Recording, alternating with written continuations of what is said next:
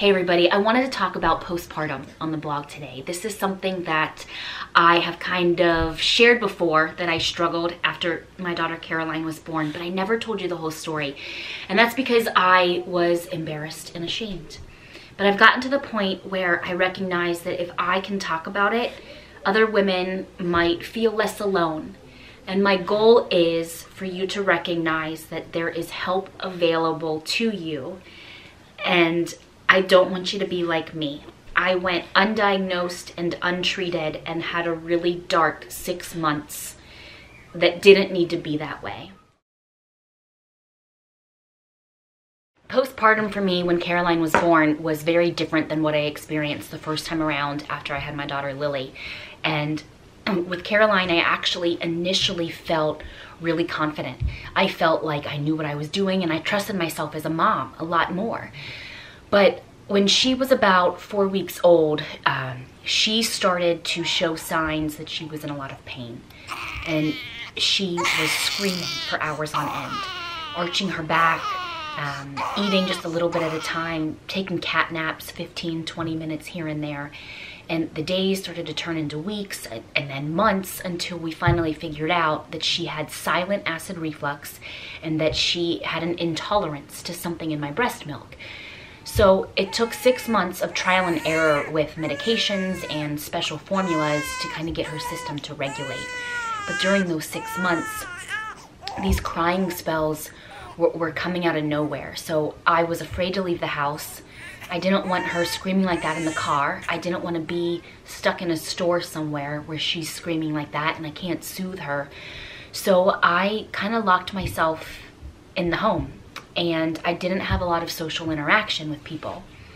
On top of that, I had this extreme sleep deprivation, postpartum hormones, and I was getting to the point of resenting my baby. I loved her, but I didn't like her. And there's a lot of shame and embarrassment that I have when I say it. You doubt yourself as a mom whenever you resent your baby. Like it just sounds so horrible, but at the time that's how I felt. So I was having terrible thoughts. You know, she would be crying and I couldn't get her to stop. And after a few hours, I remember very vividly being upstairs. After a couple of hours of this, I had a vision of throwing her against the wall. And it scared the heck out of me. Luckily, my husband was home and I came downstairs and I passed her off and I just said, I need a break, and I just went outside and just kind of gave myself a minute. I couldn't believe I had that thought. I shouldn't even say thought, it was vision. It's like as if it popped up in my head and I could see it. After that, I then would have feelings when I was driving that I would want to drive into a telephone pole. I'd see the pole and I'd think, oh, if I could just go into it. this is my escape. Then there would be moments that I'd be holding her at the top of the stairs and I would think, all right, what if we just fell down? And I look back on it and I think, maybe those were my internal cries for help, because I wasn't verbalizing to anyone that I needed help. I was trying to do all of this on my own, and I had people saying, let me come over and help you, and I was turning them away. I don't know why I did that.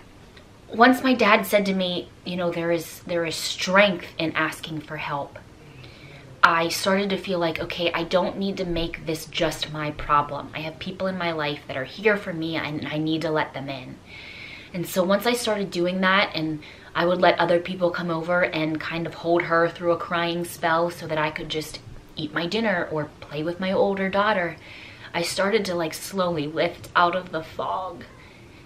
And I feel very fortunate that I came out on the other side, because I was never formally diagnosed or formally treated.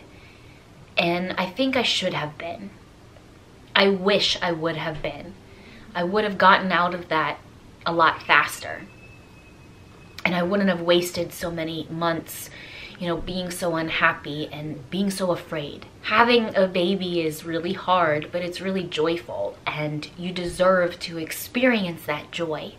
So if you're not, you know, something's wrong, and it's okay to ask for help. And this is why I'm really excited to partner with AHN Women, because they understand that. They get that postpartum is a real thing.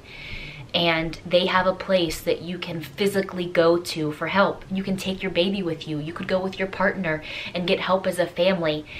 And I just hope that as you listen to this, if you are struggling, I hope that you make the point to put yourself first and call for help, because you deserve it.